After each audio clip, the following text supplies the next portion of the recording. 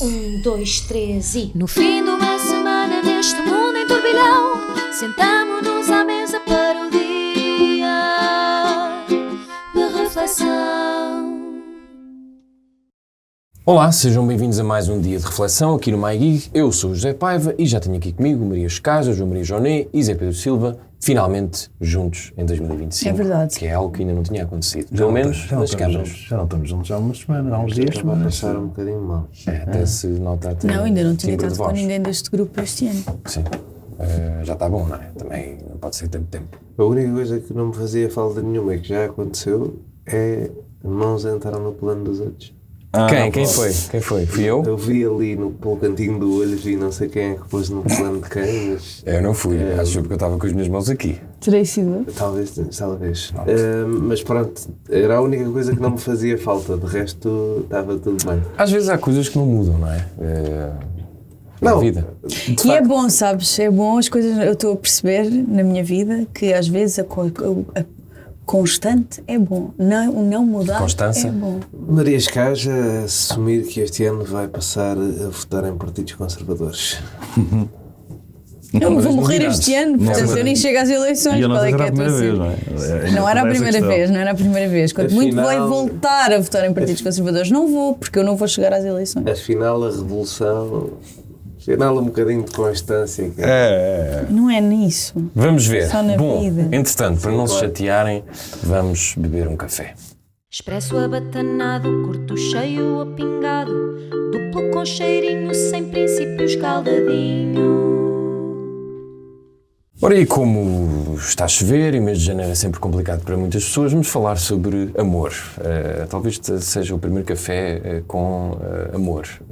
Maria Escaja. Há aqui um caso da Galp, do presidente executivo, Filipe Silva, que terá um relacionamento com uma diretora de topo da petrolífera. Eu gostei da notícia, está o nome do presidente, mas o nome da senhora não está. Está bem? É bem expor o homem e deixar É a verdade, mulher na é sua uma novidade privacidade. para 2025, vamos ver se se mantém. O que pode configurar um certo e determinado conflito de interesse. Tu achas que estas duas pessoas deveriam sair e viver o seu amor ou terminar a relação e continuar com um cargo que deve ser muito bem pago? Eu acho que isso depende da vontade dos próprios, não longe de mim meter-me na vida amorosa dos outros. O profissional, no caso. A questão, pelo que eu percebi, eu confesso que não aprofundei este tema porque era café e eu acho que é mais giro falar no café sobre coisas que não se sabe bem. Como de resto, em todos os tópicos. Digas isso. O que estou a gozar, eu preparo-me para este podcast. Tenho depois vou- provas, tenho papéis. Vão usar isso contra ti. Eu percebi que eles deviam ter informado, imagino que os recursos humanos, da sua relação amorosa, certo? E que o grande problema foi não terem informado. Pouco houve uma denúncia anónima. Mas eu não sei qual é que é a política da empresa em relação a relações amorosas entre... É assim, eu acho que... Isso é igual à maior parte das empresas. E qual é a política da empresa sobre chibos? Também é importante saber. Ora Sim, bem. é um facto. É um facto. Imagina, E que tipo de chibo? Quem é que Sim. foi? Não, mas é que um voyeur é isso. Pois não Se sei. calhar era de Não, é criticar um isso ciumento também. ou uma Claro, ciumenta? ou um ciumento ou Ah, ciumenta, pois. Pois. Ou o ex da diretora? Pois. Ou a mulher, ele não é casado, pois não? Não Acho sei. que é divorciado. Ok. Divorciado. Ainda Era por mais cima. giro se fosse casado. Então não pode ser chamado de caso. O caso tem a ver com as questões da da empresa. Eu acho, empresa, sim, não é? acho que tem a ver com a ética. cena de ser uma coisa uma escondida, não é? Tem um caso. Eu fiquei surpreendido porque eu achei que a ética tinha morrido na vitória de Donald Trump. Tinham-me avisado que tinha acabado o wokeismo. Sim, mas não foi cá. Ainda não acabou cá. Não no mundo. Tinham-me avisado Não, que ainda tinha acabado não. o wokeismo e eu achei que a ética ia por arrasto. Mas Afinal, não. eu tenho- Portugal escapa muitas Mas vezes eu- essas modas. sobre essa, ok, eu tenho uma questão sobre essas políticas de não se poder andar ou enrolar-se com pessoas que trabalham na mesma empresa. Eu acho que a empresa não tem que se meter nisso. Porquê?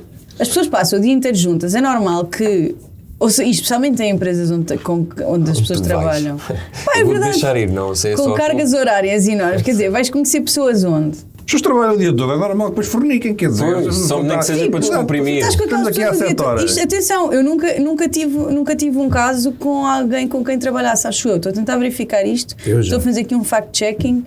Acho que nunca tive. Oh, meu Deus. Se tiver tido foi há muito tempo. Mas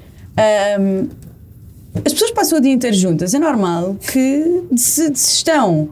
é normal que se desenvolvam sentimentos e proximidades. Até passa mais tempo do que com a família, não é? Por isso é que opinar. pois. Sim. Claro, eu acho essas políticas uma merda, digo já. É só isto. O meu comentário é em relação Não, eu às queria só políticas que ficar com o impedem. silêncio Os mesmo. trabalhadores não têm o direito ao Isso é que querem sexo no reduzir as horas de trabalho. trabalho semanais, não é? Que é para a pessoa não se entusiasmar. Pois, será isso? Para não se chegar àquela hora em que a pessoa começa a dizer, bom, isto agora... Estás como a Maria Cajas, é Pedro Silva. Devíamos dar mais espaço ao humor, quer seja petrolífero ou não.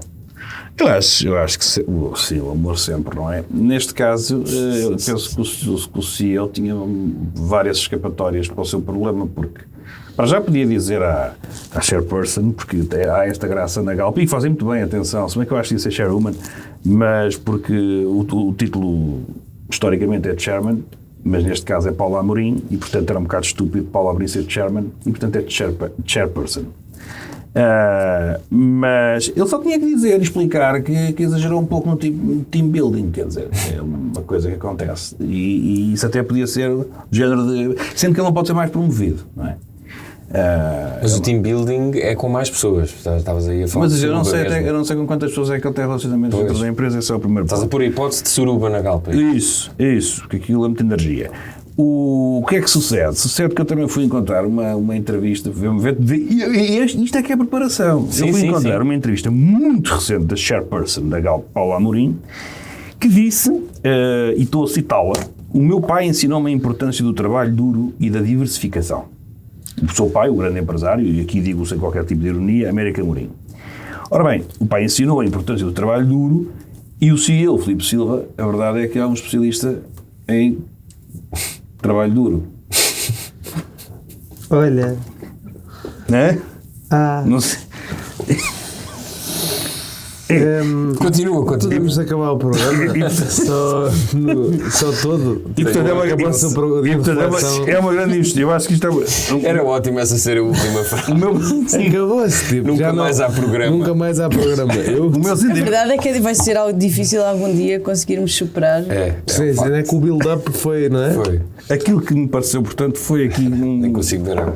Foi uma questão de enorme... Estás mal disposto. Foi uma questão de enorme injustiça. E há aqui outro ponto, para mim talvez o mais importante, que é, em que mais uma vez Filipe Silva estava protegido, digo eu, e se me tivesse pedido ajuda para a defesa, sendo que ele nem chegou a defender-se, porque isto agora havia um processo e ele demitiu-se ele próprio, não é? Portanto, não foi, e aí fez bem, não é? Porque seria corrido. Mas há aqui outra questão, que é, a Galp é hoje mais do que alguma vez, porque era uma empresa pública, uma empresa familiar, não é? A própria chairperson está lá, resulta com certeza da herança do seu pai.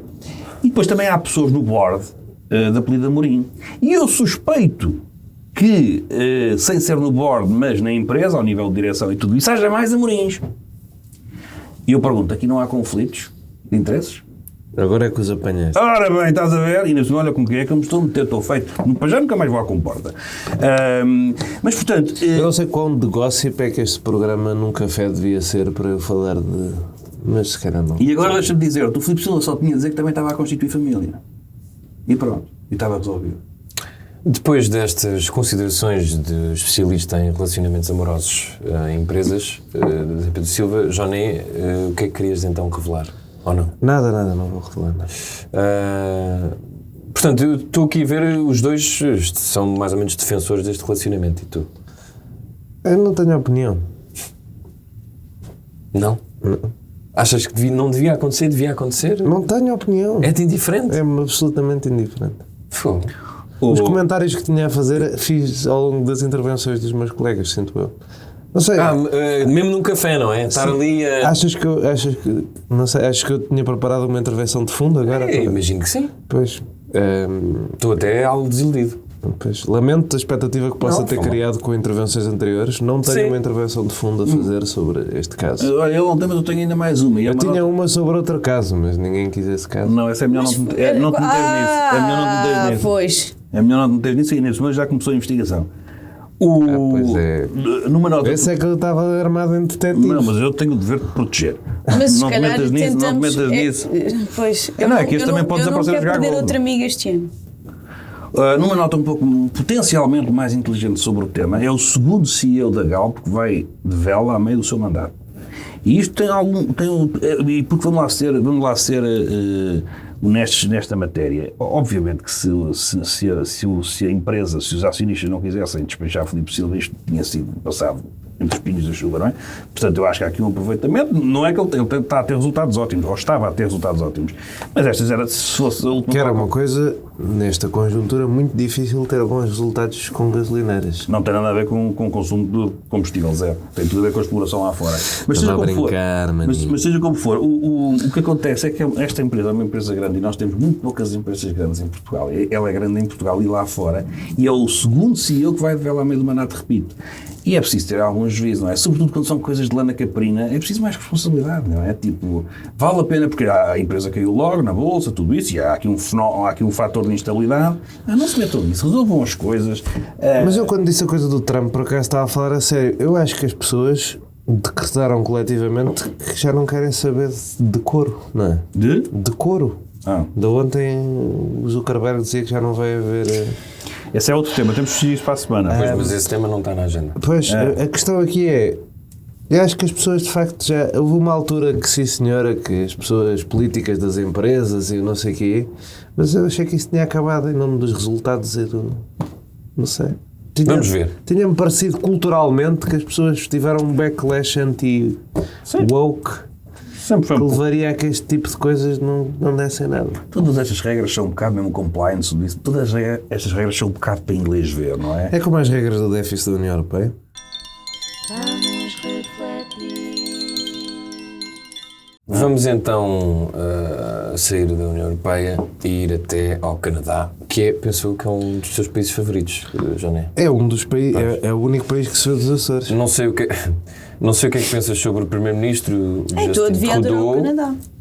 mas ele vai-se embora. Diz que está na altura de fazer um reset. Diz. Posso?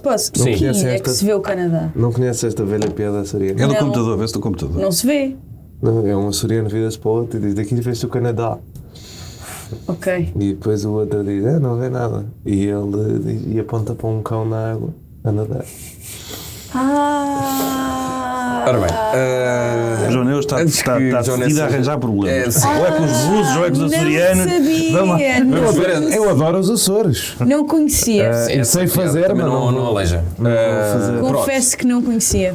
O Primeiro-Ministro do Canadá vai-se embora. Portanto, diz que está na altura de fazer um reset, maus resultados nas sondagens, há quem diga até o regresso de Trump, uma data de fatores. Joné, para ti, o que é mais decisivo para vermos este senhor a ir-se embora? E se tem um impacto muito significativo ou não? Eu já estava há algum tempo até.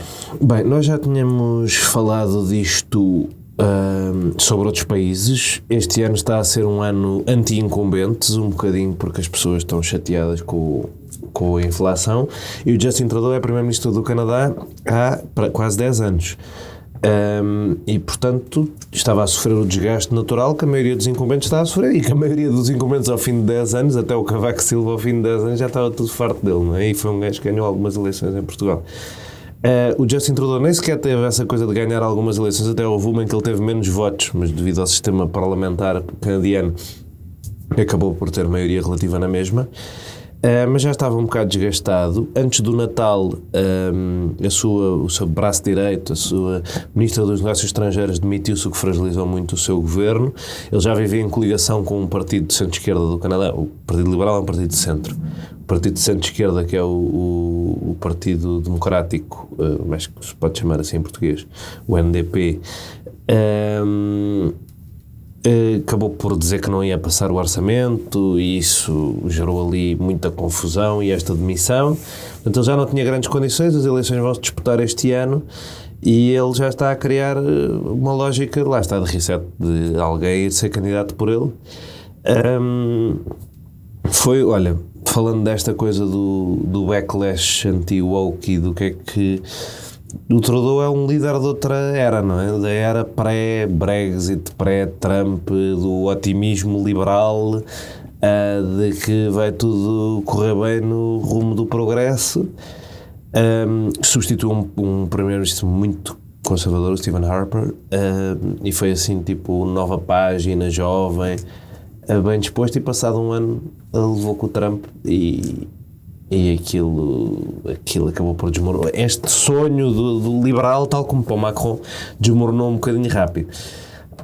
E está a dar a volta, não é? Os mas conservadores estão a voltar. As sondagens valem o que valem, mas do que sim, o Partido Liberal neste momento está possivelmente em terceiro lugar, atrás do NDP, portanto é bem possível que tenha um resultado historicamente mau. Agora depende um bocadinho da sucessão.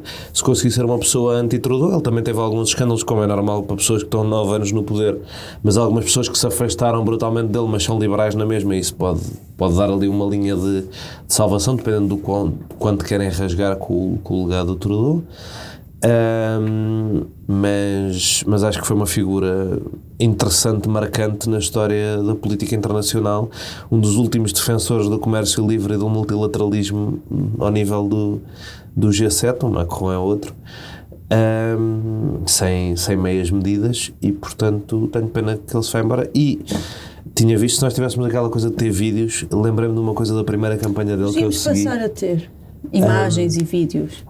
Que depois edita isto, não é? Pois. Eu segui a campanha dele de 2015 e ele, pronto, era assim. Ele teve que combater uma imagem de enfant terrible, filho do Pierre Trudeau. E, aliás, há uma grande, que foi o primeiro-ministro mais marcante da história moderna do Canadá, e há uma história, aliás, uma excelente teoria da conspiração de que ele não é filho do Pierre Trudeau, é filho do Fidel Castro. Não sei se vocês estão familiarizados. Claro, estou completamente familiarizada com essa teoria, lógico. Da conspiração. Lógico.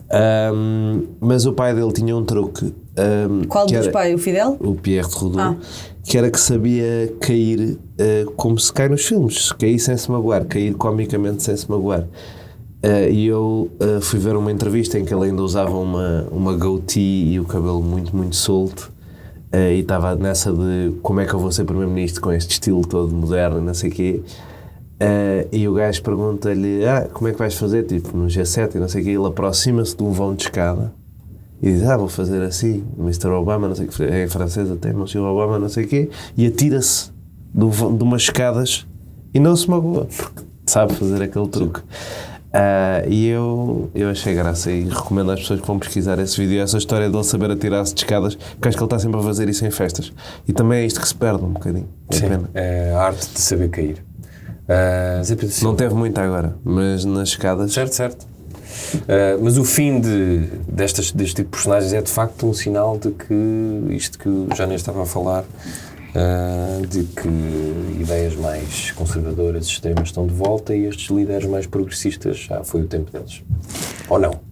Ou é esse fim de ciclo de 10 anos já está bom, já é muito tempo de facto.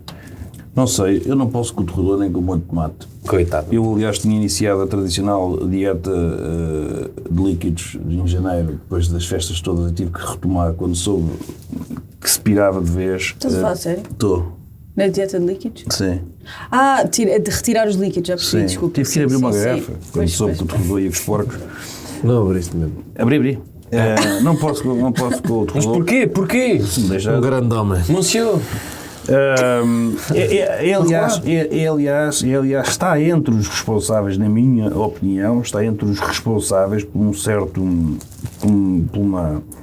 Porque eu, como eu partilho, ou comungo, ou subscrevo, se calhar é a melhor expressão, a tese de Martin Wolf sobre a crise do capitalismo democrático, não é? Ou seja, o que é que leva as pessoas, contrariamente àquela ideia de que as pessoas nasceram todas fascistas, de direita radical, extremistas e tudo isso, há aquela ideia de que há um descontentamento generalizado com a sociedade e que, portanto, isso faz com que os líderes moderados percam força e os extremos possam ganhá-la, conquistá-la, porque ela fica à mercê. E eu acho que toda está entre esses líderes, porque focou-se muito. Estamos a falar, o Johnny dizia bem que ele depois apanha com o Trump, mas antes era Obama. E portanto estamos a falar desse período e E há uma aposta em políticas que não tem qualquer tipo de problema a não ser o facto de ter descurado a questão económica. E podemos sempre dizer, houve a pandemia, há a questão da inflação, fruto da pandemia. Depois há esta inflação mais recente que volta a dar-lhe trabalho. Mas aquilo que todos os analistas dizem é que houve sempre um problema, nestes 10 anos, quase 10 anos, um problema económico que as pessoas sentem. E ao mesmo tempo que sentem as dificuldades, o custo de vida relacionado com as crises inflacionárias, assistiam a um político muito popular no sentido de políticas identitárias.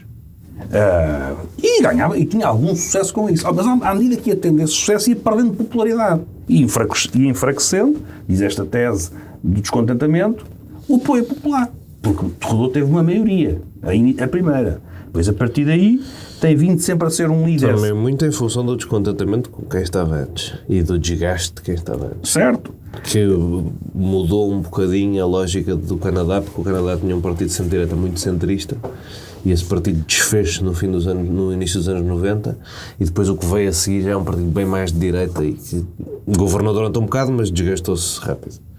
Ora bem, exatamente. E o que acontece é que, neste momento, Trudeau é quase um político mais...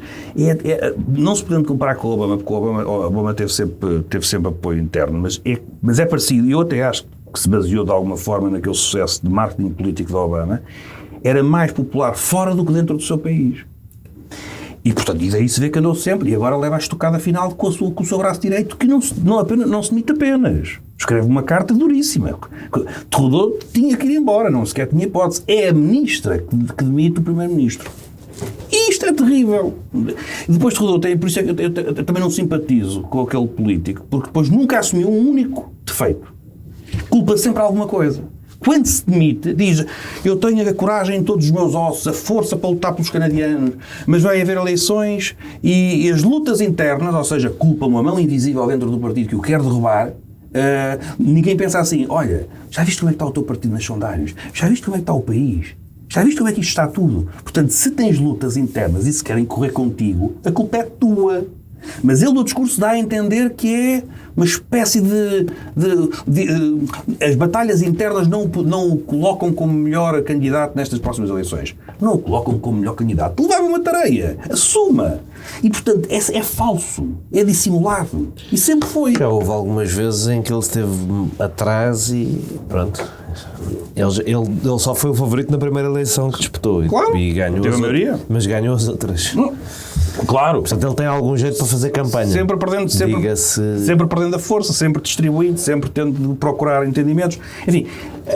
Porque as pessoas optaram por opções à esquerda, maioritariamente. Ou seja, porque ele foi considerado insuficientemente progressista. O trabalho da imagem popular não é suficiente para alguns países. A certa altura, não é? Com tanto tempo passado a governar, não chega. O que eu digo é que, para mim, está dentro deste lote de líderes mundiais que se preocuparam com muita coisa, mas não com aquilo que é mais importante. As políticas identitárias relacionadas com as melhorias são importantes, absolutamente, mas não se podia ter descurado como se descurou, e quem subscreve esta tese do descontentamento é por aqui que vai, outras. E foi o que aconteceu. Aliás, Acho difícil qualificar tão negativamente um gajo que ganha 3 eleições. Até podia ganhar 4. Olha, eu também qualifico negativamente Pedro Sánchez, e está lá e continua lá. Não. E está amarrado. No sentido de dizer que foi tão ineficaz e teve assim tão pouca preocupação com as pessoas. Foi sempre perdendo força. E popularidade, e depois era se calhar um mal menor. Repara, é como nos Estados Unidos, é sempre mais fácil ser reeleito. O Trump consegue abrir o precedente, o precedente não, mas consegue não ser reeleito. Não é precedente, sabe? Já aconteceu algumas vezes. Nós é que vivemos numa era de muitas reeleições, mas historicamente os presidentes até nem são reeleitos. Pronto, mas nas décadas recentes havia o historial de reeleição e, portanto, ele vai um bocadinho por aí. Agora, sempre a perder popularidade, sempre a perder força e sempre a ver segunda vez. escondidamente. Agora tem Trump a ameaçar uma Você está a anexação... ver o quê? Comeste uma palavra. Comeste uma palavra inteira. Escondidamente, não sei, não interessa. Sim, não Depois ouves o podcast e vais ver que se percebe. Que há uma edição. E agora tem Trump a ameaçar a anexação do Canadá e para esta saída, e era aquilo que eu queria terminar, é para se perceber como é que é a fibra destes políticos, que não é capaz de assumir que não correu bem, olha, quase como o Mr. Ruben Amorim. Não é capaz de assumir isso. Inventa sempre desculpas. Diga que não correu bem, porque não correu bem. O Joné diz que não pode ter corrido assim tão mal porque foi sendo reeleito. 9 anos, não é Às brincadeira três nenhuma. pancadas, E salvou o Partido Liberal de desaparecer, que é uma coisa importante dizer. O Partido Liberal era o terceiro maior partido quando... Mas é capaz de ir agora? Epá. Maria, tu que não viveste no Canadá, Não vivi no Canadá. tens algum conhecido canadiano? Tenho. Mas não falei com... Canadiense. Canadense é do Brasil. Sim. Mas não falei com eles ainda sobre este assunto. Tens. Até, ok. tenho mesmo, mas Até não pode ter vivi o no próprio Canadá. Terredor. Não, o Terredor não conheço. E então quais são as tuas considerações sobre a saída deste senhor? Olha, tenho poucas, confesso, que parece que está um bocadinho a sair do barco a naufragar, mas também não seria o primeiro e não será o último. Mas a minha consideração sobre este assunto, muito cuidada e pensada, é: eu no lugar dele fazia o mesmo, porque agora que o Trump anda aí a dizer que quer que o Canadá seja o 51º Estado e que os americanos malucos estão mesmo a pensar nisto, eu por mim, eu soubesse disto também dizia agora: lixem-se vocês, que a mim não me lixam mais. Eu gostava de opinar depois sobre essa eventual anexação. Opina. Rapidamente, Eu sim. sou a favor. Gostava de... Mas eu não sei se ele não é a favor de tu- 196 países se transformarem Mas nos imagina, Estados a norte-americanos. malta do Canadá não é a favor dessa Não, brincadeira. eu gostava. O Canadá tem sistema de saúde. Sim, eu sinto que isso poderia garantir a vitória eterna do Partido Democrata. Portanto, acho que era de valor. Good point. Mas não, depende de quantos votos eu sou tiver uma anexação em que o termos? colégio eleitoral. Eu sou a favor da entrada dos Estados Federais do Canadá nos Estados Unidos, que é para não ser 51. Por 51 só dá 2 senadores. Tem que haver até aos 60, que é para dar uma porrada de senadores ao Partido Democrata. Entram já, todos podem entrar já. E os governadores locais nomeiam os 2 senadores, como se fez com o Havaí e com o Alasca nos anos 50. Depois esses governadores são do Partido Democrata. Não deixam o Trump fazer nada. Esses senadores não deixam o Trump fazer nada. E depois, nas eleições seguintes, o Partido Democrata ganha com 70% dos votos. Para sempre. Eu acho isso bom. Honestamente, acho ganda plano. Tipo, Estás a ver como afinal João concorda com o Donald Trump. claro, é importante dizer que E até porque, atenção, e não nos podemos esquecer de uma coisa: Donald Trump, na sua origem, é do Partido Democrata. Não nos podemos esquecer. é verdade. Eu hoje vi o Trump, Está tudo antes de ligado. sair de casa, eu estava a ver Viste? o Trump a Estava falar onde? sobre Ah. Sim, estava lá em casa. Fui lá passar a noite. Ai, que horror. Nunca digas. Estava a ver o Trump a falar sobre o canal do Panamá, que ele quer reaver o canal do Panamá, e o governo do Panamá diz que não, senhor, o canal é nosso, e o Trump estava a dizer que os Estados Unidos deram-lhes o canal do Panamá. Esse canal Pan. Que entretanto, É verdade, nós fizemos eles fizeram o mesmo que nós fizemos com Macau. pronto, Aliás, quando eu nasci, quando nós nascemos, o canal do Panamá era americano. Todos. mas que entretanto o Panamá não o geriu bem e estão os chineses a gerir o canal e que estão a tratar aquilo, e eu penso, o Trump deve ser aquelas pessoas que dão um presente, imagina, eu dou-te um lenço e depois vou-te perguntar: usas? Tens usado? Usas com o quê? Com que casaco é que pões? É tipo... Eu não conheço ninguém assim. Nós demos o canal e vocês não estão a gerir isto como nós. Se nós que vos demos isto no vosso país, nós que vos demos esta plataforma do vosso próprio país, no vosso próprio território, não achamos que vocês estejam E a ele depois gerir faz isso com o como plano deve Marshall, ser. que ele chega aqui à Europa e diz: vai, que a gente pegou essa merda toda e vocês estão... Por ele Vai cá é isso outra tudo, vez. por ele vai tudo, vai o mundo inteiro. E era o Ele Golfo tem que do opinar. México para o Golfo of America, não é? Essa é Como ele provavelmente, eu vi uma frase já muito famosa no Twitter que é: "This must hit so hard if you're stupid." E pá, é daquelas que para um burro Sim, deve é ser lixado. tipo coca. Ora bem, tá? Tá? Tá. Vamos então falar de uma coisa interessantíssima que é a lei dos solos. Eu devo dizer aqui uma confissão em off, que passa para o ano. Não gostas de solos? Eu não estava à espera que vocês sugerissem este tema porque, é a lei dos solos. Mas vamos em frente, de certeza. Isto é um tema importantíssimo da realidade nacional. Podem ver a linha da audiência do programa. Eu confio em vocês em tornar isto divertidíssimo. Nós somos capazes de dar interesse à lei dos solos. Então, Joné, a esquerda, li aqui um título, quer implodir o decreto da lei dos solos e, portanto, e depois li aqui Bloco Central, que era uma coisa Bloco Central, que era uma coisa que eu já não lia num título há algum tempo. Vai travá-la. Isto foi um decreto promulgado após o Natal. Que o Presidente da República teve muita dificuldade. Muitas reservas. Mas não suficientes para fazer o que tinha que fazer, que era votar o decreto. E, portanto, no fundo, o que eu quero perceber é porque é que em janeiro estamos a falar da lei dos solos e porque é que isso é de facto... E a pergunta é genuína. Porque é que é de facto assim tão importante discutirmos uma coisa que, pelo visto, não era consensual, mas eu tomava como certo que sim, mas afinal não. Bem, o que esta lei dos solos vem fazer é facilitar a construção em terreno rústico, terreno que não está classificado como urbano, porque diz há uma crise da habitação e é preciso construir casas e, portanto, vamos permitir que as pessoas... Certo. Essa é a preocupação central. Transformem os seus terrenos em terrenos para construir casas. E esses terrenos, 70% têm que estar controlados dentro da média de não sei quê. Tudo isto é muito complexo, mas não tem pouco interesse para o caso. Há ótimos artigos da Helena Roseta sobre este tema. Houve uma lei dos solos que o Ministro do Planeamento passou em 2014, Jorge Moreira da Silva, que basicamente dizia que a estratégia do país devia ser a reabilitação urbana, porque é dos países, e é verdade, é dos países com mais devolutos da Europa, é dos países com mais infraestrutura não usada na Europa e, portanto, tinha que se afastar os promotores imobiliários da tentativa de andarem sempre a ocupar solos não urbanizados novos e obrigá-los a direcionarem o seu investimento para as áreas urbanas onde há prédios devolutos. Mas que o interessante é que, pelo que eu estou a perceber, PS e PSD estão mais ou menos de mãos dadas. Claro que estão, porque estamos em ano de autárquicas. E não há nada que seja mais simpático para um autarca do que ter o poder de um plano diretor municipal passar um terreno de rústico para urbano. Aliás, a lei dos solos do Jorge Moreira da Silva acaba com o conceito de terreno urbanizável, que era um conceito espetacular, que era, isto não é urbano, mas se o Presidente da Câmara quiser, pode ser. E, portanto, se um promotor imobiliário chegar ao Presidente da Câmara e disser assim, olha, eu queria mesmo aquele terreno urbano, pode. E isto dá muito jeito para pagar campanhas, porque neste, olha, posso urbanizar. Normalmente há uma troca simpática, não direta, não é? É que funciona assim, o Presidente da Câmara é convencido do mérito da urbanização daquele terreno não urbanizado e o empresário, comovido com o efeito que as suas palavras tiveram no Presidente da Câmara e com a abertura do Presidente da Câmara para o diálogo, financia a campanha do Presidente da Câmara. Porque fica impressionado com os dotes políticos do Presidente da Câmara.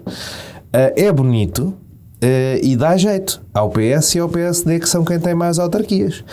E, portanto, estão ambos interessados nisso. Pedro Nuno Santos, o grande reformista de esquerda, combatente pelo ambiente e pelas boas práticas da governação, que foi a grande esperança da esquerda portuguesa, é de facto mais... Não toda. Faça-se justiça a Maria Escaja, mas não ao meu amigo que aí está nesse artigo, Daniel Oliveira, mas faça-se justiça a Maria Escaja, que nunca acreditou em Pedro Nuno Santos e sempre disse uma pessoa do PS é uma pessoa do PS. E é importante dizer que isso às vezes é verdade. As pessoas da gestão do poder querem fazer a gestão do poder acima da preocupação com o país.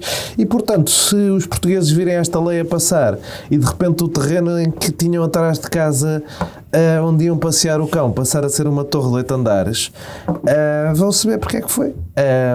E, portanto, bom para os autarcas, bom para as campanhas de reeleição, mau para o ambiente, mau para a requalificação das nossas cidades, mau para o nosso planeamento urbano, porque isto o que vem promover é uma coisa que em Portugal já é um desastre, que é o planeamento urbano no chamado urban sprawl, que é as cidades, em vez de serem construídas Isto é geometria quase. As cidades, em vez de serem construídas em espaços pequenos em altura, são construídas em espaços grandes em largura. E, portanto, em vez de teres muitos espaços verdes e algumas torres, tens 0 torres, muitas casas e 0 espaços verdes. Certo. Os subúrbios de Lisboa são isto, os subúrbios do Porto são isto.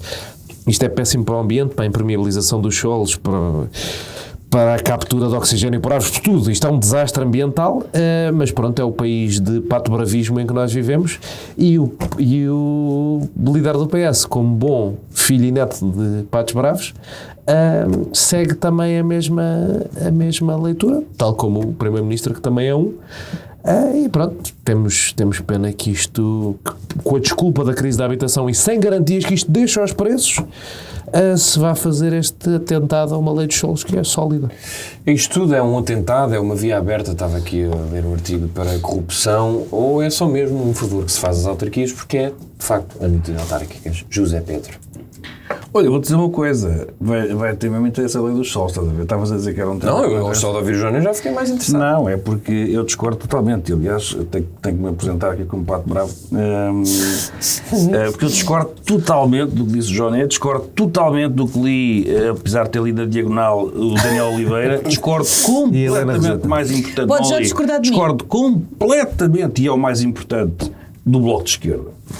Para já temos que ver uma coisa. Eu não me chamei o Bloco de Esquerda para Eu aqui, sei, mas eu ele sei, na mas resulta valia a pena.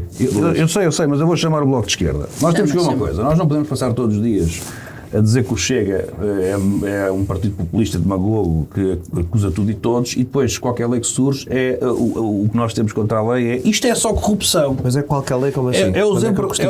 Mas eu não estou a falar a ti, estou a falar do Bloco de Esquerda. O Bloco de Esquerda diz que isto promove a especulação. É verdade. O que promove a especulação é a escassez. A escassez é que promove a especulação. Mas repara, já lá vou. E depois, corrupção. A facilidade com que utilizam a expressão corrupção é exatamente a mesma do Chega. São todos uns corruptos. Isto foi o que eu ouvi, foi o que eu li. Ouvi Mariana Mortágua no Parlamento, ouvi o líder da bancada parlamentar. É corrupção, especulação, corrupção, especulação. Isto é o discurso do Chega. Não estamos a discutir a lei, estamos a dizer que isto vai ser corrupção e especulação. E não passamos disto. É muito provável. Portanto, está errado. E depois, relativamente aqui ao que o Johnny dizia das câmaras, as câmaras têm um problema, que é, se constrói o edifício atrás do jardim onde vai passear, o autarca perde as eleições seguintes. Isto é a democracia, não é? Ou seja, a democracia é isto. As escolhas que as câmaras fazem, se não há jardins, se não há espaços, se não há estacionamento, se não há comércio, se não há segurança num concelho, o Presidente da Câmara vai com os porcos. Sim, não é porque o Presidente da Câmara se andou a roubar com o construtor civil e se não criou uma cidade. Olha, falemos de um caso em que nós sabemos que havia suspeitas, ele foi condenado, mas por outras razões fiscais, mas falemos de um concelho em que havia suspeitas de corrupção, não vamos mais longe de Oeiras, construção, desenvolvimento, foi reeleito depois de ter estado curiosamente, um dos grandes incentivadores isto para dizer que os autarcas é o poder local tem que fazer escolhas no seu concelho, no seu município. Mas há alguma dúvida que os autarcas acumulem estes apoios financeiros para depois os usarem para financiar associações, para financiar... Nos casos sim, não posso dizer mas esta conversa, isto é que se o Chega fosse um partido sério anticorrupção, que não é, porque não está contra esta lei, não faz nada, mas se fosse, sabia que neste país, e falava neste país do que acontece de compra de votos, falava neste país do que acontece de financiamento e apoio a associações por parte de câmaras municipais com puro intuito eleitoral. Mas não têm câmaras, portanto, até lhes estás a dar argumentos. Eles falam, se lhes disseres isso, eles falam. Não falam, não falam, têm a perder, sabes porquê? Porque também são financiados por quem financia estas práticas. O financiamento é outro, mas tens que deixar agora seguir o meu caminho sobre a lei dos solos, que eu ouvi com atenção. A questão é para mim a questão é muito simples. Para já é afastar esta questão da corrupção, que haverá com certeza. Não, eu não estou a ser ingênuo. Haverá, estamos a permitir que mais terrenos sejam passíveis de construção. Claro que sim, obviamente. Agora, o meu problema é, eu não quero entrar nesse discurso, são todos corruptos e, portanto, isto é uma porta para a corrupção. Daniel Oliveira escolheu o ministro disse, os autarcas é que sabem. Deixa-me dizer. O ministro Castro Almeida disse, os autarcas é que sabem onde é que se deve construir. Não são corruptos. Por natureza. Não. Há autarcas corruptos. Não é isso que eu estou a dizer. Os autarcas... Tu concordas com esta ideia de que os autarcas é que sabem onde é que se deve construir? Deles é que devem ser a autoridade. Mas não deve haver regras nacionais. Local, mas também há o ministro regras disse nacionais. isto. Castro Almeida disse isto. Está bem, mas há regras nacionais, está na lei. A questão, Continuando, sim. Deixa-me dizer. Portanto, e agora perdi-me.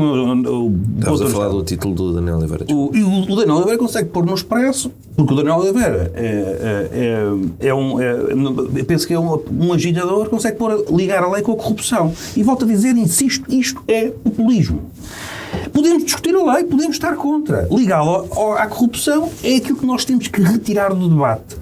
Agora, então vamos lá, deixemos estas conversas e vamos então à lei. Nós não podemos estar permanentemente a dizer que é preciso mais construção. A questão de densificação das cidades, o que existe em Lisboa para reabilitar não é suficiente. E depois há outra questão. Lisboa é uma capital europeia. Os preços estão elevados, mas estão em linha com as capitais europeias. Eu não posso aceitar que Lisboa, a cidade de facto, que ainda é uma cidade pequena, tem que crescer. A cidade e os concelhos limítrofes têm que crescer, é evidente. Eu não quero arranha-céus em Lisboa. Não. A reabilitação sim tem que ser feita. Mas eu não quero que Lisboa, insisto, numa capital europeia, um T3 valha 200 mil euros. Porque o Estado entrou no mercado imobiliário e controlou. Isto não faz sentido. E por mais habitação que o Estado faça, bem, no outro dia, aqui um parênteses para ser como o Estado é lento nestas coisas. Passava por Alcântara, onde era o meu centro de saúde há 20 anos, que já passou para outro sítio há muitos anos, e é um edifício abandonado. Está lá abandonadíssimo. Portanto, deve estar abandonado há 20 anos. Como é que é? Aquilo dava quantos apartamentos? Alguns 8. E o Estado é isto. Agora, o ponto aqui é esta ideia romântica, e agora o Bloco de Esquerda não explicou muito bem, lá está, só diz que isto é especulação e corrupção, portanto uma pessoa diz, olha, porquê? Não explicam. Portanto, a Daniel Oliveira até é quem explica mais. Ou quem fala mais. Mas eu olho para aquilo e digo, não, as casas por reabilitar em Lisboa é romântico dizer que resolvem algum problema, não só de quantidade como de preço. 40 mil? Porque Lisboa, sim, 48 mil, não resolve. Não resolve. E Lisboa não pode ser. Lisboa é uma capital europeia. Lisboa, o centro de Lisboa, tem que ser, mesmo que não sejam os preços atuais, porque há uma bolha, tem que ser os preços de uma... A demanda é essa? 48 mil casas alguma vez resolve um problema de habitação? 48 mil casas, estamos a falar só no concelho de Lisboa. Sim. Mas é melhor tê-las do que não tê-las. Óbvio, mas isto, eu acabei de dizer, o centro de saúde de Alcântara, do Alto de Santa Amaro, deve estar abandonado, é um edifício público, deve estar abandonado há 20 anos. Quando ele Inventariam. Portanto, o Estado não pega nos seus próprios imóveis, só que o Estado tem um problema. Quando, nas realizações, nas construções, tudo isso são processos que demoram 10 anos. E depois há outro problema, que é o Estado, para fazer o Parque Público de Habitação, com o qual concordo, se for neste caso a reabilitação, tem que investir dinheiro. A partir do momento em que chega um governo e diz, olha, há aqui regras para isto, nós vamos permitir que mais terrenos sejam, e estão protegidos os agrícolas, e estão protegidos os naturais, os parques naturais, mas nós vamos permitir que os privados investam, ou seja, são eles que vão fazer construção. O que é que vem dizer? Neste caso, o Bloco de Chega, quem fala é, esquerda, temos que nos unir e bloquear isto. Bloquear o quê? Claro que tem que ser construído e claro que tem que ser empresários. Mas a especulação é hoje, porque a especulação está no facto de não se poder construir mais. Se se começa a construir em espaços contíguos, nos concelhos limítrofes, obviamente que há mais oferta. E, portanto, malta que nunca teve um negócio, que nunca pagou um salário, pensar nestas coisas, a questão da mediana é nacional. E é a questão dos mais 25% ou menos 25% relativamente a 100% de um valor de um imóvel. O Daniel Oliveira diz uma coisa da cabeça dele. Ou seja, a lei diz que não pode ser mais do que 25% acima do 100, do valor. Ele diz que tinha que ser a menos, para baixar o preço da habitação. Mas esquece que essa mediana é muito baixa, não, desculpa, relativamente ao nacional. Da mediana nacional não pode exceder 225%. 125. 225, 125 é da mediana do preço no que vende no Conselho. No Conselho. Sim, mas eu estou a falar do Conselho. Sim, eu estou a falar do Conselho. Mas isto não é só em Lisboa. Não, a questão é, esse teto acima dos 100% é para proteger os valores que são muito baixos, porque estamos a falar de uma média, ou de uma mediana, neste caso. Este processo, isto é afetado por valores muito baixos de imóveis devolutos ou destruídos. Portanto, aquela ideia de que não temos que pôr abaixo porque os imóveis todos vão baixar. É tudo, parece que é só para bater no ceguinho. O Presidente diz aquela coisa do entorce. Queremos bater no ceguinho. Nós precisamos de mais construção. Precisamos que as cidades cresçam. Precisamos que o metro vá até Loures, passe Loures e que haja ali prédios. Espanha. Olha, uma coisa que o Castro Almeida disse que não se vai fazer e tirou do PR. Vá, mas sim, mas... Não, já- para eu tentar dizer, portanto, a questão desta lei, não há, parques naturais estão protegidos, terrenos agrícolas estão protegidos, há responsabilidade das autarquias, eu não posso entender os autarcas como corruptos e inimputáveis, que eu não posso confiar neles. Eu tenho que confiar nas autarcas deste país que não estão feitos ao bife. E, portanto, há uma responsabilidade da parte deles. O que este governo faz, na minha opinião, bem, é permitir que haja mais construção. Essa construção baixa os preços, por mais oferta, baixa a especulação, contrariamente ao que o Bloco de Esquerda diz, e tem à frente uma economista. Quanto à corrupção, eu prefiro não entrar nesse jogo de dizer que são todos corruptos. Ok. Maria, porquê é que esta lei não é boa, afinal? Deixa-me só primeiro responder aqui a umas coisas que o Zé Pedro disse.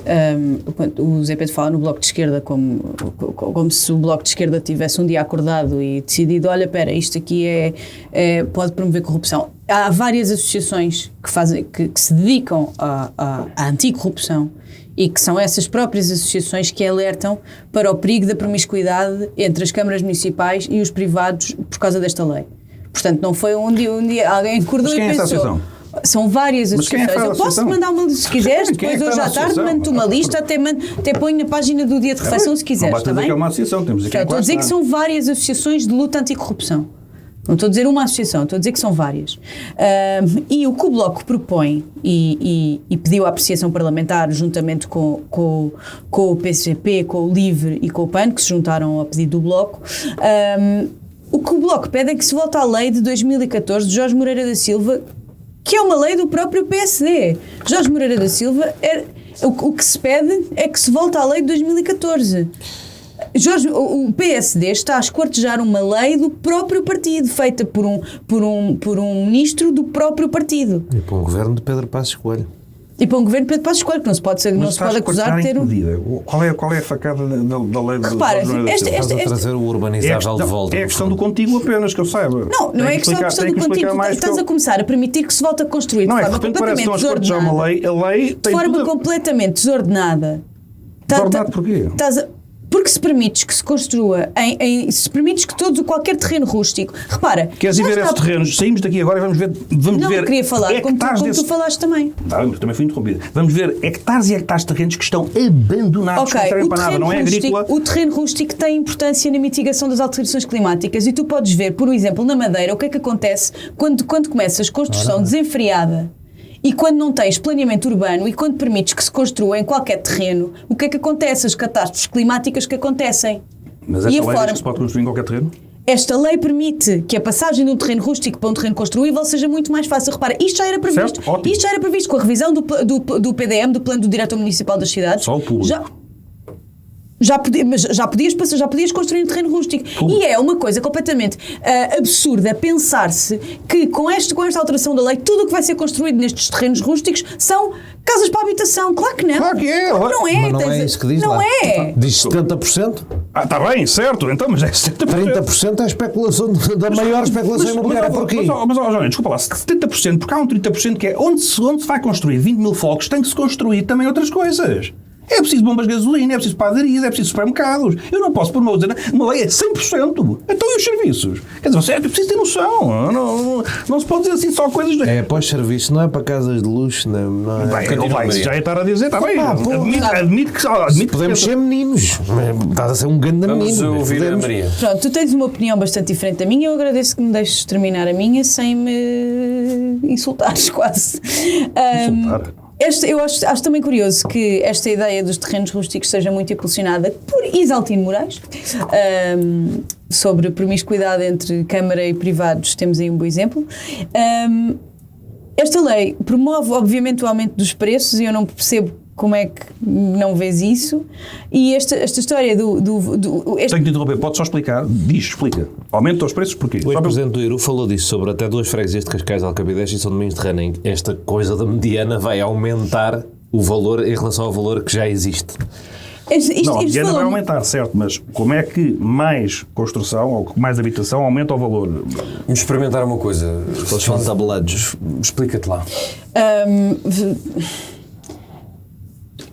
ao permitires que os preços destas novas coisas... Primeiro, permites construir ao desbarato e onde se quiser, sem qualquer planeamento urbano, sem haver uma coesão do território. As cidades devem ser planeadas de acordo com a própria cidade, quer dizer, há estudos e estudos sobre isso.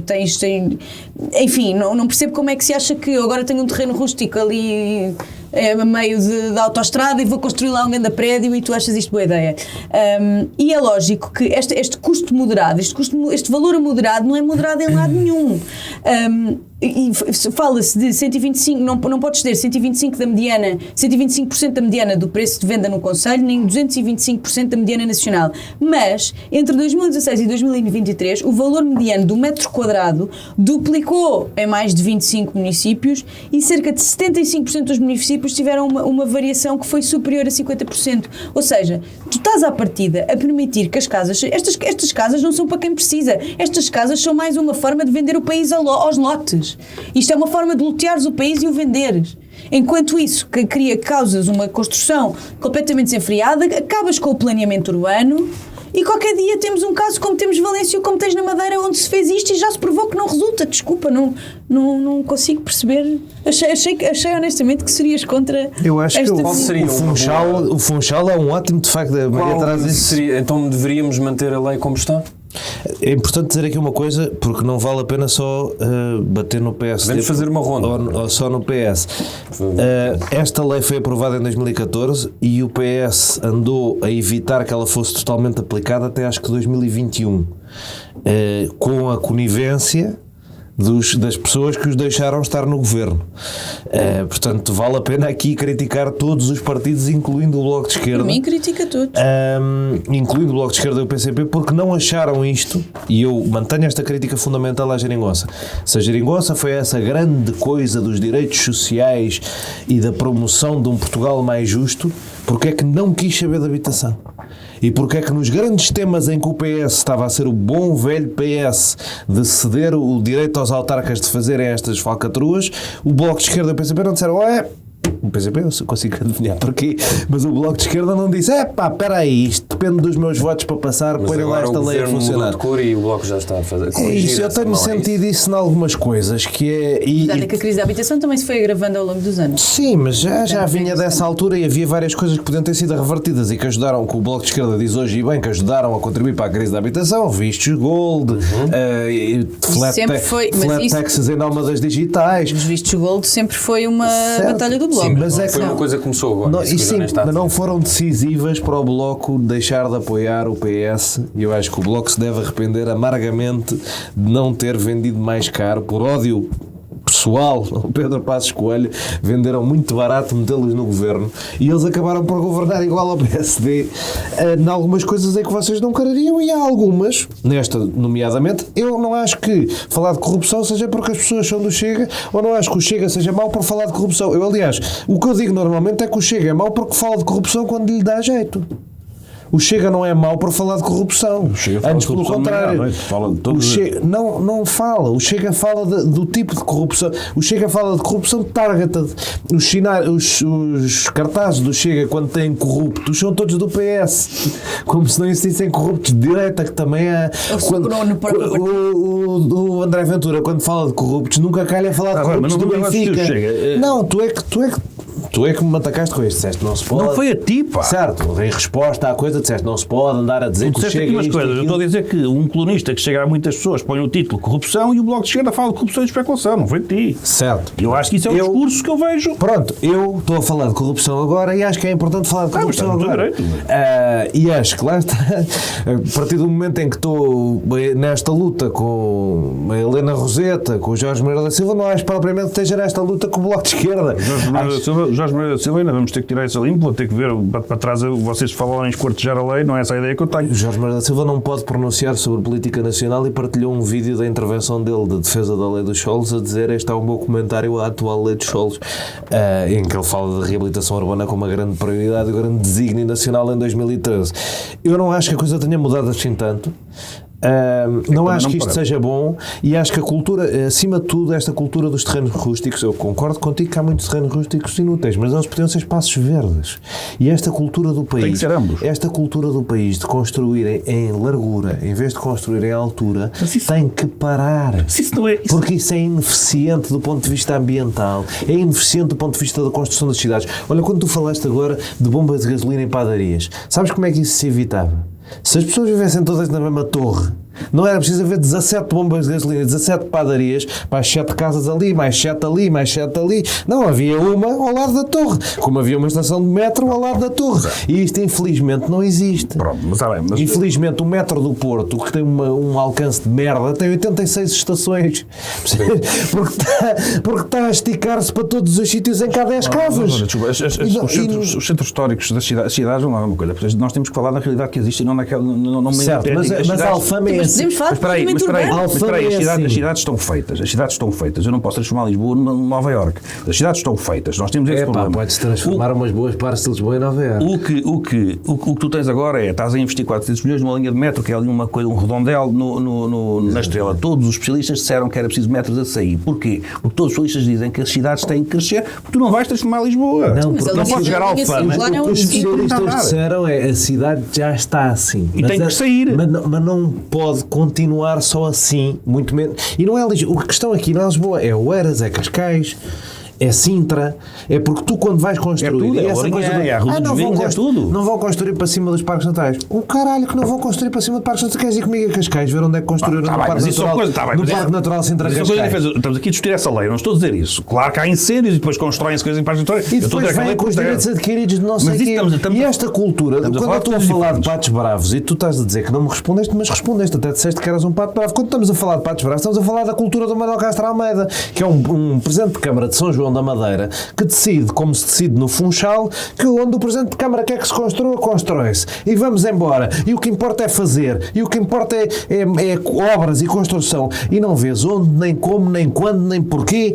Pá, e eu não alinho. Eu acho que a cultura do urbanismo do PSD, a do PS é muito semelhante, mas a cultura do urbanismo do PSD que esta gente representa é, e a Maria diz isso muito bem, é o Funchal, que é a cidade mais mal construída deste país, que toda ela é uma armadilha de Eu não morte. sei qual é a cidade bem construída, para todos os efeitos estão a usar o exemplo do Funchal. Não, eu nenhuma. estou a tentar Melhor é ver mandar uma, tudo abaixo e eu estou a fazer tentar ver uma que esteja bem construída, não é? Ou seja, não houve planeamento, há um com 4 andares, outro com 10, mas isso Eu consigo-te arranjar cidades melhor planeadas do que... Olha, o CDS tinha alguma tradição de planeamento autárquico porreiro, Plano de e Lima. Aveiro, Aveiro é uma cidade melhor planeada, muito melhor planeada que o Funchal. Mas até para não ser mau para o meu partido, Viseu, para não ser cá mau- uma orografia para diferente no Funchal. não ser mau para o PS, Braga, há cidades melhor planeadas do que outras, caramba. Há cidades... claro.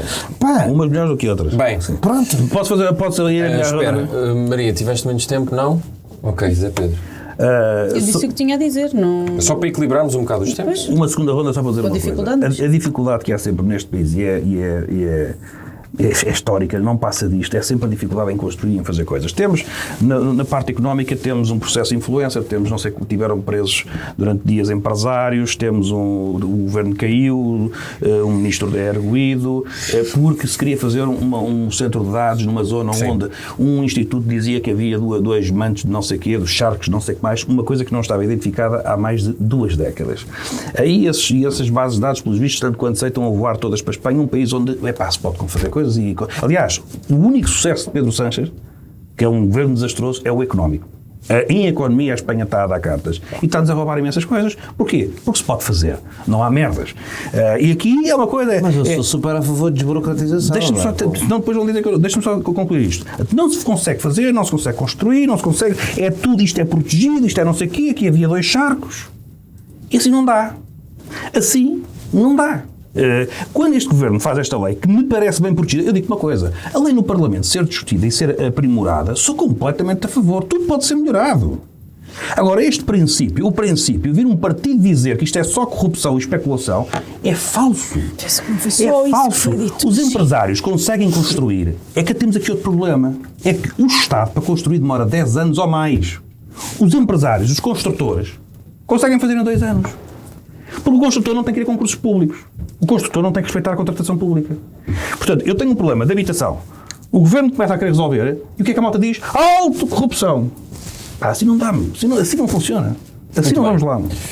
Afinal, isto foi um debate quente. Claro que há sempre quem fica a perder ou a ganhar, mas todos estiveram muito bem. Parabéns. Vamos ao nosso último tema, que é uma... Eu penso que será uma... Corrija-me se estiver errado, mas o LIVRE vai propor no Parlamento alargar das atuais 10 para 14 semanas o prazo para a interrupção voluntária da gravidez e quer eliminar o período de reflexão obrigatório. Eu hoje estava a ler a notícia e pensei que estavam a falar de dia de reflexão. Peço desculpa por ter pensado nisso. Pensei que já... Mas é janeiro, portanto é um pouco complicado a falar em janeiro de acabar com o dia de reflexão. Maria, muito diretamente, se esta proposta faz sentido ou não e porquê? É uma pergunta de exame, no fundo. Eu sou a favor do aumento para as 14 semanas. Aliás, Alemanha, Bélgica, Espanha, França, Luxemburgo têm o limite nas 14 semanas e parece-me um limite aceitável. Eu quero só referir que o grande problema do aborto em Portugal neste momento não é se são 12 a 14 semanas, apesar disso ser obviamente um tema que deve ser discutido e o qual eu apoio. O problema neste momento é o próprio acesso ao aborto, que não está a ser consagrado para todas as mulheres.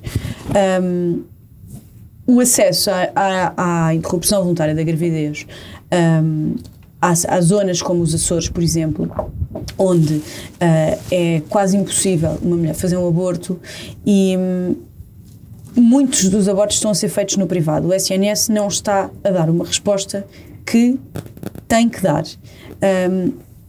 E eu percebo e respeito, logicamente, a objeção de consciência.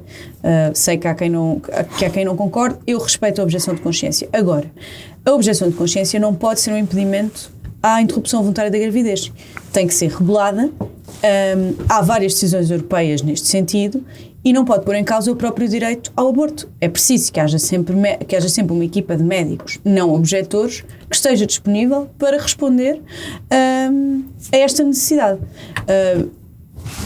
Eu tenho algum receio, depois do que vi na campanha eleitoral e, nomeadamente, o Paulo Núncio, que queria referendar novamente a interrupção voluntária da gravidez, a despenalização da interrupção voluntária da gravidez, tenho sempre algum medo que estes governos que incluem forças mais conservadoras queiram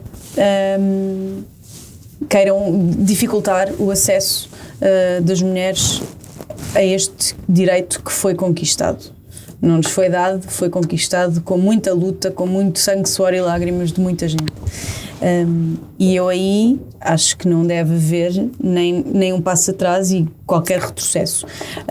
Também o PSD também propôs uma juíza para o Constitucional que era completamente contra o aborto e que disse barbaridades na audição na Comissão e, portanto, vejo algumas ameaças a pairarem sobre este direito.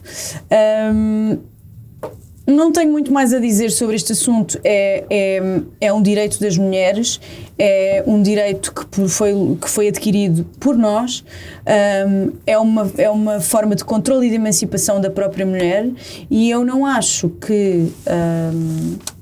E acho que tem que nos deixar decidir o que nós fazemos com os nossos corpos, dentro, obviamente, dos limites da legalidade, mas parece-me que o aumento para 14 semanas será uma coisa positiva e é, de resto, o padrão em vários países europeus, tanto na Europa como noutros sítios do mundo.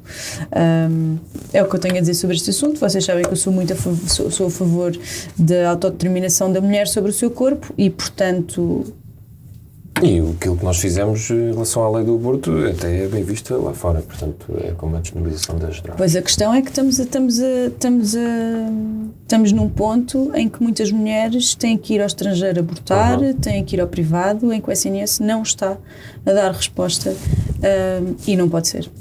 E isso é que tem que ser alterado. Eu garanti, antes de alterar para as 14 semanas, atenção, coisa com que eu concordo imenso e já defendo isto há algum tempo.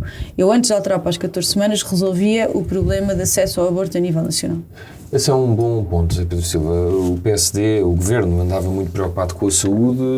Se calhar, em vez de andarmos a discutir as semanas, deveríamos apontar mais para isto, para o acesso. Não tenho... não sei. É um assunto que eu não domino, não faço ideia se o acesso é bom, se é mau. Acho que o governo tem. Eu enquanto governante, era o que eu faria, era perceber isso. Mas não tenho esses dados. Para mim, neste caso, eu acho que este sempre foi um tema difícil. A única proposta que eu conheço é a do LIVRE. Não sei se há outra. Até às 14 semanas. Não tenho a menor das dúvidas que concordo com essas alterações. Concordo com 14, concordo com 16 semanas, concordo com isso tudo, porque mais tempo dá mais tempo a pensar, que é uma coisa que também o próprio Estado supostamente, ou seja, é a lei que existe, que requer reflexão. Ora, quanto mais tempo, 10 semanas que provocam uma ansiedade e pode dar uma escolha que seja precipitada. 10 semanas podem ser funcionalmente 4, não é? A partir do momento em que se sabe. Sim, que se sabe. Portanto, sou favorável ao aumento das semanas. E quanto ao resto, como te digo, a tua pergunta não sei responder, não sei se há acesso ou não há. Acho que há aí malta mais qualificada para dizer se há um problema a esse nível ou não, eu desconheço profundamente. Pronto, então havendo tem que... Há umas coisas giras da Fernanda Câncer sobre isso, uma investigação bem feita sobre falta de acesso, principalmente no Alentejo e nos Açores. Nos Açores é bastante complicado porque... Claro. Para onde é que vais? Claro, sim. Não, sim. E o custo de voos e não sei o quê. E o Estado tem que assegurar que as pessoas que estão nesses locais têm o acesso gratuito. Em todos os locais. E, portanto, para mim, isso é claro. Acho uma coisa. Acho que o Estado tem que, à medida em que também promove tudo o que seja facilitar uma decisão que é tão difícil e que não é desejável. Temos sempre de dizer estas coisas. A interrupção voluntária da Igreja não é desejável. É um problema. O Estado deve responder a esse problema de forma, enfim, mais liberal, no sentido em que a pessoa tem... Ninguém o deseja fazer. Certo, mas o Estado tem que também permitir, porque há muitas pessoas que fazem a escolha da interrupção porque não têm condições. E nesse aspecto também tem que haver trabalho a esse nível. Ou seja, o Estado também tem que dar condições a quem vai tomar essa decisão difícil por razões que não sejam apenas a opção, e isso é legítimo, não nada a dizer sobre isso, mas quando não é, o Estado tem que dizer. Não é a pessoa olhar para a conta e dizer não tenho dinheiro, não posso pagar uma creche, não posso pagar, portanto não posso ter esta criança. E o Estado permitir que essa pessoa escolha ter. Há muito nos Estados Unidos e pouco cá sobre o receber uma soma generosa quando as crianças nascem. Os pais receberem uma soma generosa quando as crianças nascem. Se há questões de natalidade, se há preocupação com isso. Se calhar devia ser um há muito tema. Pouca, posso-te assegurar que é muito pouca. Pelo menos no meu caso. Eu sei, mas a ideia, a administração Biden, no fundo, acabou funcionalmente durante um ano nos apoios à pandemia, acabou funcionalmente durante um ano com a pobreza infantil, porque fez isso, criou, todas as famílias que tivessem um filho recebiam $6.000. Isso tira famílias da pobreza e, portanto, garante que as famílias depois têm interesse em ter filhos e têm capacidade para os ter. Portanto, não têm que andar não vou poder ter este filho porque... Não é? Eu acho que isso era um debate importante que a direita pró-vida podia ter. Nos Estados Unidos tem a direita pró-vida, é a favor disto. O Marco Rubio é a favor disto. Portanto, não é uma coisa de esquerda e até é uma coisa que eu acho que os liberais têm coisas para concordar, que é igualdade à partida, mas não igualdade de resultados. Não é? Eu acho que os liberais são a favor disso e filosoficamente a linha, portanto acho que se podia discutir. Mas eu escolhi este tema escolhi sugerir este tema por uma razão que eu acho mais estratégica e geral que eu gosto, que é a esquerda e a lei de Scholz tem um bocado isto, e eu acho que fazia falta haver uma proposta de como é que se pode fazer isto de maneira diferente e melhor. A esquerda está para aí há 10 anos à defesa. É sempre esta que a Maria disse agora, não há um passo atrás e passos à frente. É que isto depois não é aspiracional. Mas isto é um passo à frente. E isto é um passo à frente. Sim, eu defendo as 14 semanas. Estou a destacar a importância... Por acaso, na verdade, defendia mais, era defensora das 12, pelo menos. Mas é um passo à frente 10 semanas é muito pouco. Para esse... Enquanto progressista, eu sou da direita progressista, que é uma coisa que não existe muito bem, mas enquanto progressista tenho a dizer que o LIVRE tem isto positivo, que os outros partidos de esquerda têm menos, que é não estar sempre para a defesa. Manda-se para as 4 dias de trabalho, manda-se para a expansão do limite da lei do aborto, coisas aspiracionais, tipo, nós não queremos estar só aqui agarrados às conquistas do movimento laboral dos anos 70, não, queremos coisas novas, estamos por este mundo melhor. E eu acho que isso foi uma coisa que parecia que ia acontecer no princípio da liderança da Marina Mortágua, aquela coisa da vida boa e não sei o quê, mas que depois... E o LIVRE nisso tem o meu aplauso. E isso terá um ganho político? Eu Ainda acho, não eu estamos acho que preparados. a esquerda está em retrocesso mundial porque não é aspiracional. Ok. E se voltar a ser, se calhar vai deixar de estar. Não, eu estou a perguntar é o LIVRE, porque ainda é um partido pequeno e se achas que ele tem essa... Eu acho que o livro está a crescer, não é? Portanto, é normal que continue a crescer. Ok. É só isso que tens a dizer sobre o genericamente. É um ponto interessante. Eu trago por causa disto, mas eu sou a favor, até sou a favor das 24 semanas. Posso dizer que acho que é o que normalmente acontece nos Estados Unidos e acho que para mim... E na Europa, nos Países Baixos. Sim, e para mim é o que me parece normal, que é tal coisa da viabilidade e não sei o quê. Eu sou dessa escola. É uma escola muito libertária. Eu sou um bocadinho libertário, como vocês sabem. Mas estou com o Zé Pedro. Eu acho mesmo que as pessoas para decidir. Eu já vi uma grávida de 23 semanas. Eu uma vez fui acompanhar uma amiga. Isso é muito pá. Eu nunca fiz um aborto, mas já acompanhei amigas nos Estados Unidos que foram fazer abortos 2 vezes. 2 amigas, não a mesma 2 vezes. E numa das clínicas a que fomos, uma era uma Planned Parenthood impecável, tudo incrível, e a outra era uma clínica estranhíssima em New Jersey, com manifestantes à porta, com um médico bruto e mal criado. Foi uma experiência muito estranha.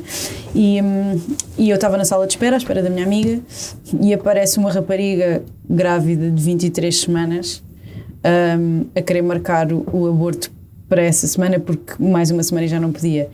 E confesso que olhar para a rapariga e vê-la a marcar um aborto me fez alguma confusão, porque...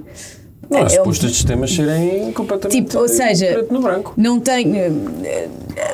Pode ser, que razões é que ela tinha, não é? Para fazer aquilo. Ela foi... Mas não sei, acho que podes. A partir do momento em que tens uma razão para isso, acho que podes. Ou seja, porque há de haver uma boa razão. Eu tenho muitas dúvidas que haja uma boa razão, que não haja uma boa razão. E se não existir, essa pessoa se calhar também não ia ser uma ótima mãe. Não ia ser uma boa mãe, sim. Portanto, agora de repente está-me a vir aqui a minha educação católica que eu não estava à espera que viesse. Mas a mim veio nesse dia, sabes? Nesse dia É um a bom minha debate, educação, e eu fiquei a olhar para ela e a mãe dela... O facto de ter filhos talvez me tenha mudado um pouco essa perspectiva. Eu claro, não... Ajuda. Não estou a descredibilizar a tua, atenção, estou agora estou a reagir ao que tu disseste. Não, todas as nossas opiniões são fundadas na nossa experiência, não é? Seja qual for ela. Sim. Eu também senti a minha educação católica a vir ao de cima quando...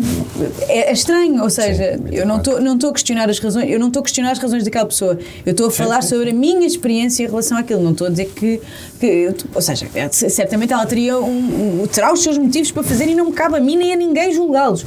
Agora, eu estou a dizer que a mim, Maria, me fez naquele momento alguma confusão por estar a ver, ou seja, por estar a ver uma mulher grávida de quase 6 meses, não é? Tipo, há uma coisa visual, é uma coisa concreta, e aquilo abalou-me um bocado. Por outro lado, tudo naquela clínica era mau. Por exemplo, eu adormeci na sala de espera, aquilo demorou horas, eu adormeci na sala de espera, assim encostada a um cantinho, e veio um tipo que me deu um pontapé no pé e mandou-me acordar e que não podia estar ali a dormir, e depois eu percebi que era o médico que fez o aborto à minha amiga. Tipo, tudo ali, toda aquela experiência naquela clínica foi muito, muito, muito estranha. Mas sou completamente a favor das 14 semanas. Muito bem. Das 24 terei que pensar mais sobre esse assunto. Ora bem, nós ainda vamos mandar as pessoas a um sítio. Vai, mas é para... Ora então, Zé Pedro Silva, vamos dar Vou mandar as pessoas a um documentário. agora só vê filmes, não é? Não, filho, não. O homem é aquilo que já lhe devíamos ter dado uma subscrição do filme. Churchill na Guerra, na Netflix ou no Netflix ou o que quiserem. Eu comecei a ver também No Other Land no Filmin. Ganda filme. Sim, mas ainda não acabei. Pronto, Churchill na Guerra pareceu-me um documentário interessante, sobretudo porque tem comentários de Boris Johnson e George W. Bush. É muito interessante nesse aspecto, para todos os efeitos, para quem aprecia ou para quem só acha cómico. E depois aproveitaram mandar hoje também só para recordar o Charlie Hebdo, porque o massacre faz agora o aniversário do massacre. Vivem escondidos, têm a redação escondida. Enfim, apesar de não termos neste momento eventos, estivemos nos Estados Unidos na passagem de ano, extremistas e fundamentalistas, e continuamos a viver não poder viver em liberdade, num espaço de liberdade como é da França, e ainda estava há pouco a ouvir um podcast do Economist que eles têm a redação escondida, não podem, têm que esconder tudo, e não devia ser assim. Portanto, é sempre bom pensarmos um bocado nisto porque não está ultrapassado.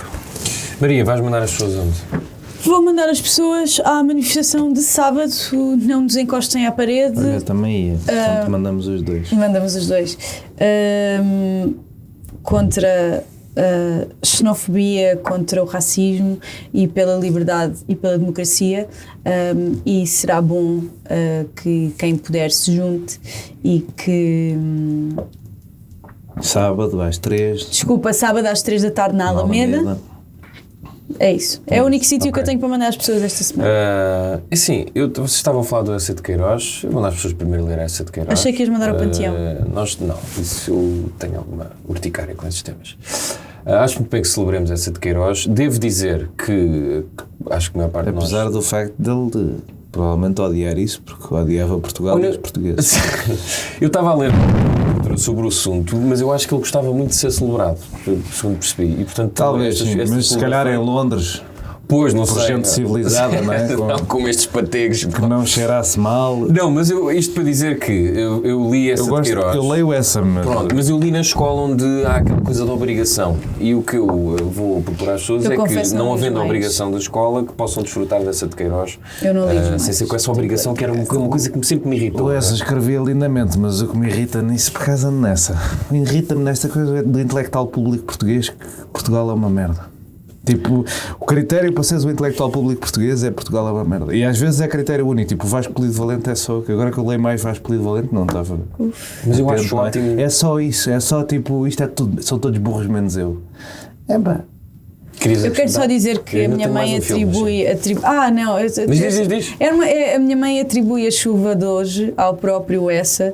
Diz que ele de certeza que não queria ir para o Panteão e que então mandou este dilúvio para lhe molharem o cortejo fúnebre. O mais engraçado foi a disputa judicial entre os 22 ou lá o que é, netos, que acho que só 6 é que não queriam isto.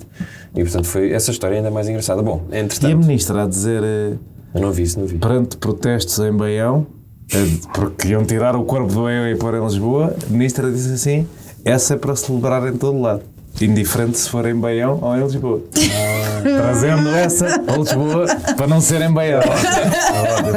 E depois mandar as pessoas ao filme, ao novo filme do Cillian Murphy, que as pessoas se lembram do Oppenheimer, que causou grande estrondo no ano passado, em 2023. O filme chama-se Pequenas Coisas Como Estas, é um filme irlandês, uma pequena produção, sempre quando os atores de Hollywood vão um bocadinho passar as férias em produções independentes, e isto fala de uma pequena vila irlandesa na década de 80, onde havia uma grande influência da igreja e as chamadas lavandaria de Maria Madalena, que eram locais onde as mães solteiras iam parar e ser chefiadas e maltratadas por no trailer freiras. não se percebe nada disso.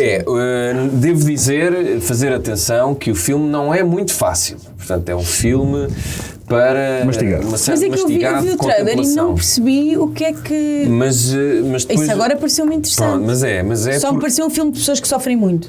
Sim, mas é sobretudo pela personagem dele. É um pai com 4 filhas que vê, não uma filha, mas uma mulher a passar muito mal. E como é que ele lida com isso? Não percebi nada disso no trailer. Isso é interessante. Se calhar sou burra. Não, nada disso. Joné, vais mandar as pessoas onde? Eu ia mandar essa manifestação. Posso mandar também... Há um novo podcast, um podcast a que eu fui e gostei muito, que agora é no Observador, chamado Pequenas Reivindicações de Liberdade. Isto podem estar atentos para quando sair agora. E agora o Zé Pedro lembrou-me de mandar as pessoas a um sítio que era ouvirem o discurso do Joe Biden na cerimónia fúnebre, eu acho, ou no velório destas pessoas vítimas do atentado em Nova Orleans. Achei que era do Jimmy Carter. Porque eu acho que as pessoas vão... Não gosto de Jimmy Carter. Eu sei. Eu acho que as pessoas vão sentir alguma falta de um presidente empático. Pois vão. E de um presidente dos Estados Unidos empático vai fazer alguma falta, e o discurso é bom, como todos os discursos do Joe Biden sobre a morte, porque deve ser o maior doutorado em morte deste mundo e do outro, e portanto recomendo isso. Muito bem, está feito mais um dia de reflexão. Nós voltamos para a semana. Beijinhos e vá, não tenham relações com os irmãos e com as irmãs, está bem? Que isso é estranho. Vá, digam adeus aos senhores. Beijinhos. Essa de Queiroz, pá. Ela não leu os mails, ela disse. Não, mas eu sei a história. Tchau. Bom ano. Eu li os mails. Desejo. Desculpa, não percebi a ligação. No fim de uma semana neste mundo em turbilhão, sentamos no